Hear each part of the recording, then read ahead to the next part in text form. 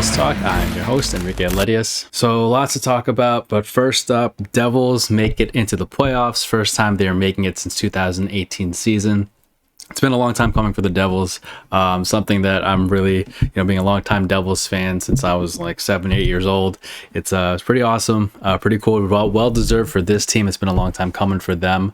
I think that it's actually been a long time since they've been one of the top teams in the NHL. Honestly, I'd say like 5-6 years. But even in 2018, when they had Taylor Hall and all that, they weren't even. I don't think they were an elite team. They were just like a pretty good team with some good players, and of course like Taylor Hall and couple stars there. But like this time around, I don't think like Jack Hughes is the main star, but so is Nico Hischier, and of course Timo Meier with that acquisition there. But like I don't know if the league would look at them as an elite team, but they're just a bunch of really, really hardworking players that buy into the system that Lindy Ruff has kind of tried to build up over the past couple of years. I think that Ruff got a lot of heat earlier in the season, and especially last season. I'll admit that I kind of, after the first 2 games, I was kind of like, all right, give this guy till December, and then you got to switch. But to his credit, I'm personally really happy that Lindy Ruff stayed on. I think that he's done an incredible job, and I think also too, like a lot of people are going to look at like past couple of years, like last season, for example, and they're just blaming on the coach, right? And I think that if people who, especially when you play the game and you understand sometimes like certain systems are put in and the certain way of playing the game, the things that the coach is trying to implement, if the players are either not bought in or they're just not, I guess, skilled enough to be able to execute it, then it's not going to look that good on the ice. It's not going to be successful. So I think right now what we're seeing is a really good combination of the coaching has improved, but also the players and the depth has really improved. And that's a huge thing that everyone talks about with the Devils is just their depth, right? I think they're a 4-line team. Of course you're not going to, put your 4th line up against like the best line of the other team or whatever, but there's production, especially over the course of that like long winning streak we had, the Devils were able to get there. I think that the depth of all 4 lines is what helped the longevity of that streak, and also what contributed to them honestly breaking records of the team, like franchise records there. So it's really cool to see. I think also credit to Tom Fitzgerald, right? The team that he's crafted over the past couple of years, he carried on from Ishiro. That's a really tough task. I think, we're basically bottom dwellers, right? The Devils were bottom dwellers for a while. It's been us and the Senators and the Sabres a little bit, and it's cool to see that I guess those 3 teams specifically kind of come up now in the in terms of skill level and the progress that we've made. But I think the Devils, we were crafted from solid group of like young players. They've now grown into a really talented group, and I think that there's talent, there's skill, but not only are they skilled, but just like I was saying earlier, they're understanding the game and at that high level, and you could just tell like their hockey IQ is there, and it's getting better. I think also like when I go to games and I watch, especially at times where I can sit a little lower in the stands, and I try to watch, like I watch Jack Hughes, and the amazing thing about him is like when he takes the puck in the zone, or he's like the transition game, right? That's big for them, their transition game, or when they're in the zone, he's kind of like dangling all over the place, but like if you watch his eyes, the moment he gets the puck, or even before he gets the puck, but once he gets that puck, he's already like 3 steps ahead. Like he already knows the options he's going to have. If he has it in the corner, right, he's going to get the puck, and immediately he's going to think, all right, do I have that guy? Do I have that one over there? Is, Mercer, whoever it is, he's on his line. Like, is he going to, he's going to swing it around? Like the things that he does, and any of you guys watching the games, whether you're live or even on TV, but like, especially when you're live, go to the game and just watch Jack Hughes and watch his head and watch his face and watch his eyes. Like just watch the way that he's able to, once he gets that puck, he's already going to make a decision in his head already. You can almost tell what he's trying to do. And sometimes like last year even, I think last year I was watching, the tough part is like the players around him are not quick enough in terms of hockey IQ to understand what he's trying to do. So it looked like, I think last year was the year he was injured. He wasn't playing as much, but like you could tell in those games that he was playing that like the players on his line just couldn't catch up sometimes to the way that he approached the game and the way that he thinks about the game. And it's kind of cool now to see just the the depth that they have on the team and the line mates that he has that are able to be right there with him, and just also see them learn from him too. Just maybe just observing him and watching him playing on the same line. That's a big thing. And I think too, for me, they're no longer just a group of talented players playing together, but they now work like as a team, right? And they have a game plan that they execute. And that's something that, Lindy Ruff talked about from the beginning of the season, I think too, right? Like there has to be, there's certain strengths and weaknesses, but there's a certain game plan they have when they go in the zone. And he talks about it a couple of times this year when they make mistakes, he's like, oh, that's last year's Devils. That's not this year's Devils, right? He'll say that. And I love that, right? I think that that's something that's important, right? They have an identity now, and they have a way of playing where you can kind of understand, like, okay, like they're getting off their game because they're doing X, Y, and Z. As opposed to years in the past, it's almost like if you win a game, great. We'll just try to go out and win another game, and hopefully we do something well. We have a good shift and it works out and blah blah blah. But now it's like, oh, if their transition game is not going well, that's when they're straying away from their game. If their defensemen are not helping out in the offensive side of the play, if their offensive or their wingers are not back checking hard or the center's not back checking hard, like, if they're not helping out in those areas, like, and that's not, I mean, I'm just kind of being general there. I mean, every team, needs that, but like, you get what I'm saying, where in general, they have certain things that are part of their identity. And when they start to stray away from it, like, then that's when you can tell that's what they got to work on. That's they're getting away from their game, as opposed to years past. They didn't really know what the game was. I mean, as a fan, you didn't really know what you were watching. You're just like, there's so many, their personnel changed so much. There's so many lineup changes, and you just didn't know who was like there and what to expect out of each person, and it was a big mess last year. But this time around, it's different, and everyone's chipping in and everyone's bought in, and it's great. And a big part of that too, like I just mentioned too, is the depth. I think that in years past they really only had like one line that would be really good, and the third and fourth lines, no offense, and like these are all NHL players, right? But it almost seemed like they were AHL just caliber players. Like that was like the ceiling. They were, we had people on, like, I don't even know where half the team in years past is today. You know what I mean? And that's, so that kind of shows how, I don't know, like low or how lack of depth we had, right? Little depth we had.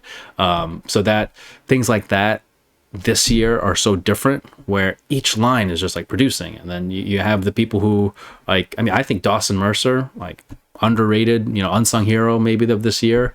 He's had a huge year. Jesper Bratt has kind of gotten really on a roll now. I think like Sharon Govich, hopefully he picks up. He's gotten better in the past couple games towards the end of the season here.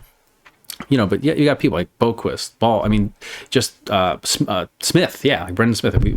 He's such an unsung or underrated and unknown this year. Comes up John Marino, like that. He's huge. Marino was so big for us in the beginning of the season, and of course, like I think too, brings me to my next point here. The biggest, I think, strength of this year has been the goaltending, the depth of the goaltending, the level of consistency of amazing play by all the goalies. Right? It's funny because last year there was a bit of a goaltending carousel. And this year, it's like the same way, but it's in a really good way, right? Like Vanacek will step in, he plays really well. Blackwood's in there, he plays well. He goes down with injuries a couple of times this year. It's tough. That's really tough on him. Tough for a goalie and anyone trying to get into a rhythm. Vanacek steps in, does a really good job. Schmid steps in that Ottawa game, and they go into overtime. They win it, but he really comes up with some big saves at the end of the Ottawa game. Comes in and plays well. And I'm sure if Nico Dawes had to come in and play, he would play really well too, because he's doing a good job in the AHL. Like, that is what's impressive of this year. And I don't think it's a common thing. It's not easy for any goalie to come in and like Vanacek never really had this role when he was with Washington. So him coming into this year, playing as often as he does in big key situations and in big games as he is, and playing as well as he is, it's definitely a big part of the Devils' success. I think Vanacek's got to be, in terms of like what's helped the Devils the most this year, maybe MVP of the Devils. I think Vanacek's got to be up there. Like, I mean, I think he's number one, because I grew up as a goalie, so I'm a little biased, but I think that just without the goaltending, like we saw that last year, without the consistency of goaltending, even in years past, and like, all credit to Schneider and how everyone, all the Devils fans love them. I think that I was a little 50-50 on him because I just thought that he was a solid goalie, but he just like, it's unfair. I mean, not to talk, I mean, this is in the past. We don't need to get into it, but like, we had a terrible team when he was playing, but at the same time, towards the end of his run, I guess injuries got to him a little bit and just wasn't as consistent as we needed to be. That's where Blackwood did step in and help us out. But again, like Vanacek, in my opinion, talking about this year, I think he really sealed the deal as the number one goalie. I think he should, but I also don't think that playing Blackwood or Schmid is out of the question if need be, because like, this is a new NHL where in years past when Marty was playing, Marty's playing 40. He had what? How many seasons of 48 games and 48 wins actually? How many times is he playing majority of the games of the season? And the playoffs, it wasn't even a question. Not even a question of who Marty's playing or not, right? So this time around in this NHL, the modern day, it's different because the game's, I think, more demanding on goalies, and you need more of depth and be able to, the teams that make it far just across the board with their teams, not just goalies, they're able to have that depth and not get tired because the playoffs are just a grind, right? So I think that the goalies being really strong this year has helped, and that's a huge part of their success. I think that's really exciting to kind of look at into the playoffs because not often do you have a really deep run in the playoffs without good goaltending. So that's something that the Devils have going for them. Let's hope they keep it up though. And again, the playoffs are a whole different animal. You don't want to just play really well all season, then all of a sudden have some goaltending issues going into the playoffs. I think right now the fact that they clinched, this is just my personal opinion, I think Vanacek can almost get like every other game. So it's like you put in Blackwood, let him get into the rhythm. There's no real pressure anymore, right? Because we made the playoffs and the seeding is going to be what it is. Kind of looks like it's going to be Devils Rangers, but we'll see. At least get Blackwood into the mix so that he can get comfortable.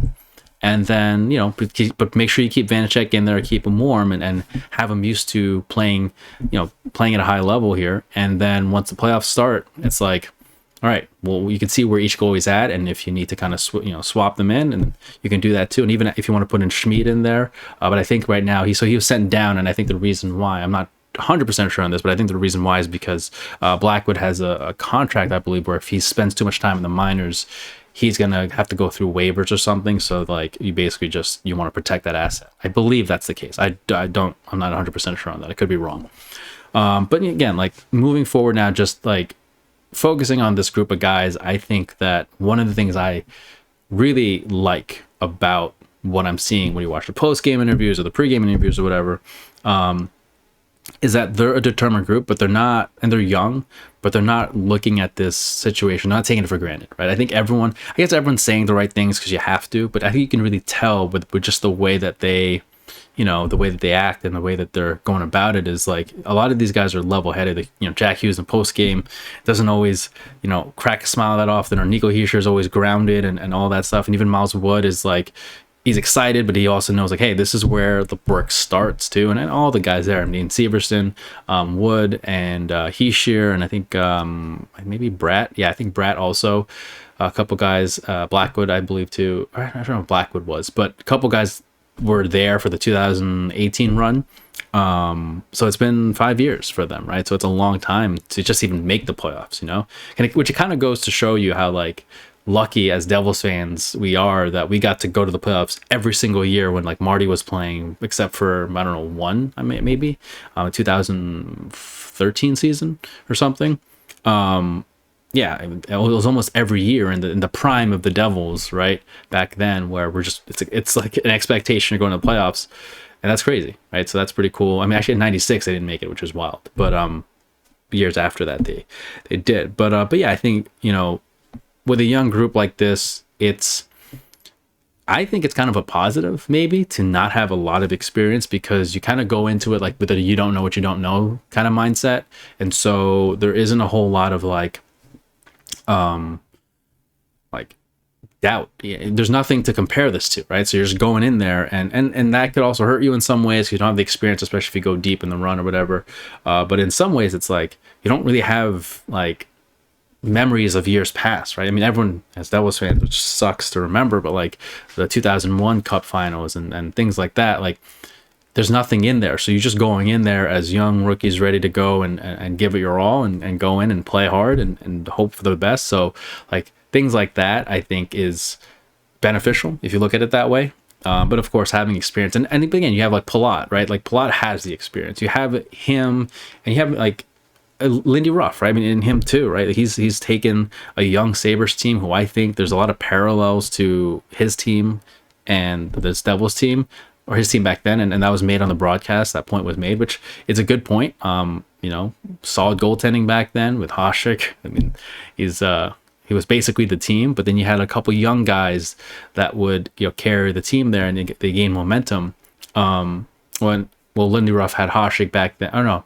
Yeah, I think he had Hasek, but also I'm talking about also the Ryan Miller in 2006, similar situation too. Good goaltending and good young group of guys there. But yeah, I think that they do have a mix. They have veterans on there. You know, they have a lot of youth, but they have veterans too, with Palat and the coaching staff. That they are underdogs. I do think they are underdogs here, despite them having such success in the season. Because I mean, if you're going up against Rangers, like man, like I hate the Rangers as much as any Devils fans, but I also respect the fact that they built a great team. They're good. Like Shesterkin is incredible. And on top of that, you got Tarasenko, Kane, Trouba, like Zibanejad is unbelievable. Kreider, all those guys. It's such a deep lineup that it's you have to watch out. And they're not a team to take lightly at all. But you know, the Devils are playing really well, so we'll see how that turns out. It could be them, it could be the Hurricane, it could be whoever, right? It could be the wild card if we make it to first place. And I think another part of what is great about this Devils team this year, I think, is that they have this ability to overcome adversity. They have the ability to overcome, you know, getting down by 2 goals, sometimes 3 goals, or, you know, holding the lead and the team kind of trying to fight, other team trying to fight back.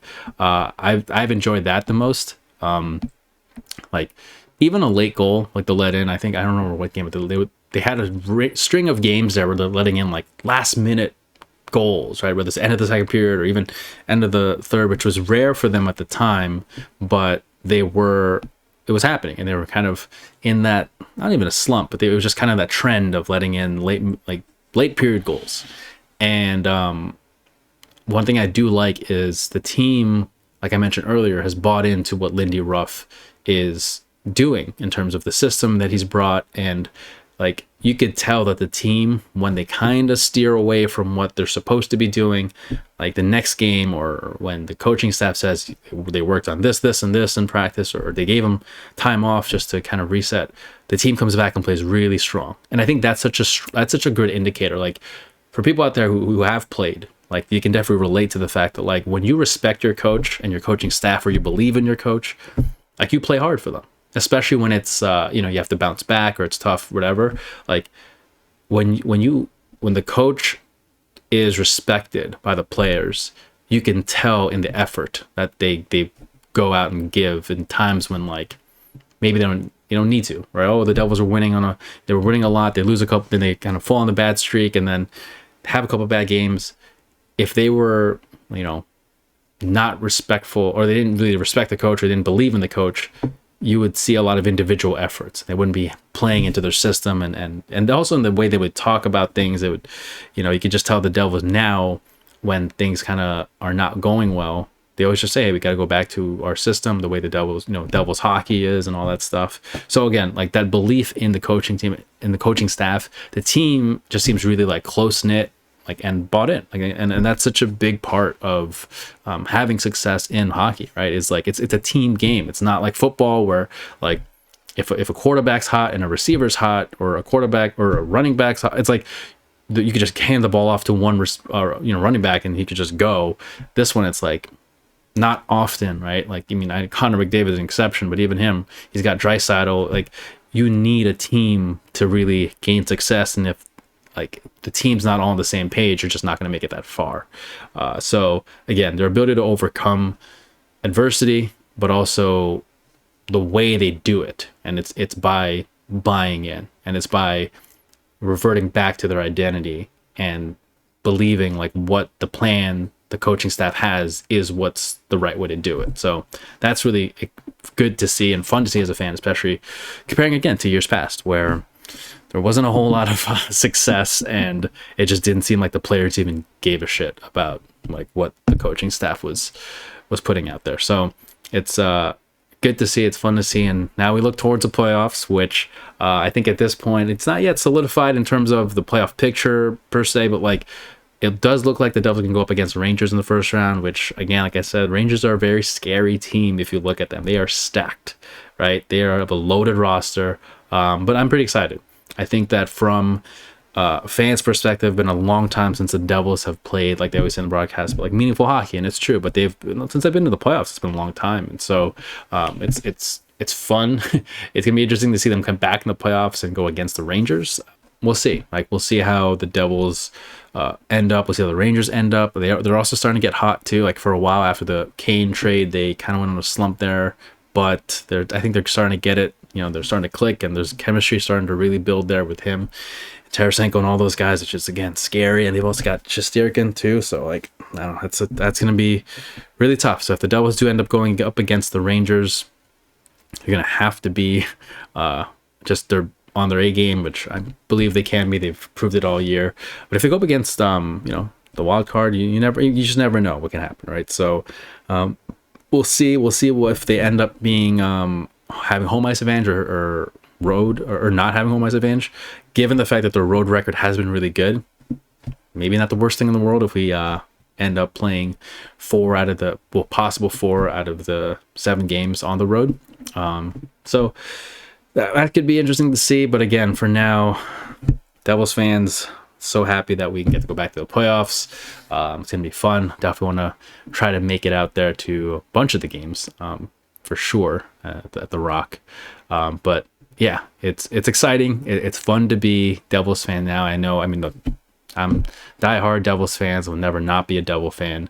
But the past couple of years were brutal to watch, and some of the games I would go to, it's just brutal to already know after like the second period that the game, or after the first period, that the game is over. But this time around, like it's fun. Like we are honestly one of the best teams in the NHL, and that is a very like beginning of the season. I don't think anyone would have ever really thought that. Everyone would have wanted it to be true, but I don't think anyone would have really believed that was going to happen. So it's fun, it's exciting.